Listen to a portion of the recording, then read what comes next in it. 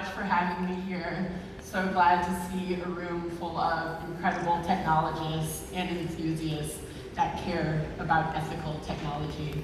So I don't know if you've seen my film yet before, The Great Hack. If you haven't, I would love for you to watch it in your own time. But thank you for coming to my talk today to hear a little bit more about why I believe, and so many people around the world these days believe, that you should own your data, because I've learned quite a few lessons from the past about how we need to protect our digital future.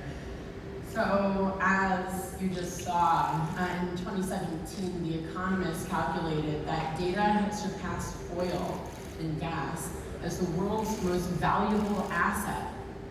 That means the data that you are producing every single day by having your phone in your pocket, by clicking terms and conditions without reading them, you are creating the world's most valuable asset class.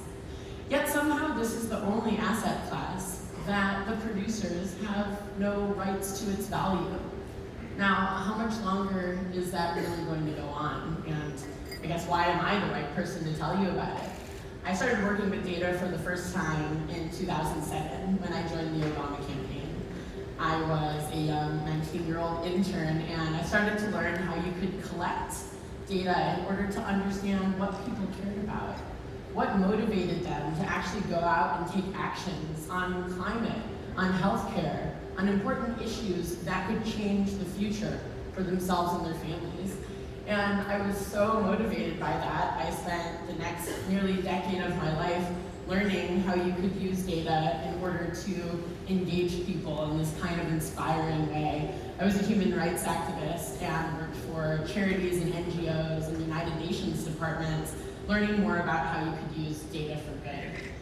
Now, I suppose, why am I here today with you? So in 2014, I was writing my PhD.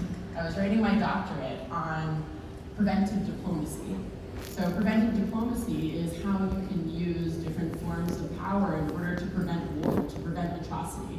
And I started studying how you could use data in order to build early warning systems so that we would actually stop war before it started. Now, no one at my law school was able to teach me exactly how to do that. So I joined a firm that you might have heard of called Cambridge Analytica in order to learn how to use predictive algorithms in order to build a better future for ourselves.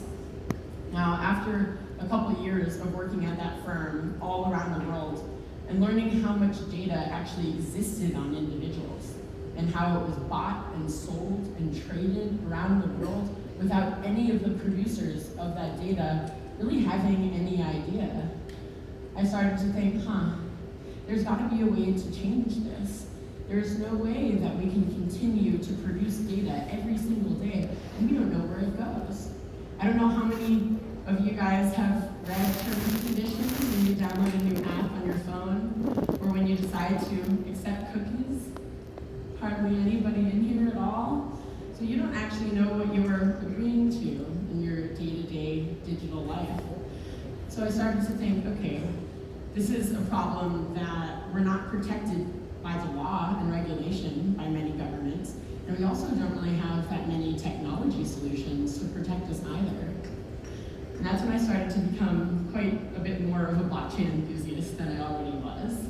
And I started to get into the industry and go around the world at conferences like this to learn what was the current state of affairs of a technology that could provide more transparency, tracking and traceability, and consent mechanisms for building a better digital future. And I came across the first group of people that were really writing common sense digital asset legislation. A gentleman by the name of Brock Pierce, you've probably heard of, introduced me to an amazing woman called Caitlin Long, who was from Wyoming and was trying to donate to her alma mater, the University of Wyoming in Laramie, in Bitcoin in order to start a fund for female engineers. And she was told by the law that she wasn't allowed to donate in Bitcoin. Now, she's not a woman easily stopped, so she started working with legislators in order to form the first laws that would create a positive atmosphere for creating blockchain technology within the United States. And even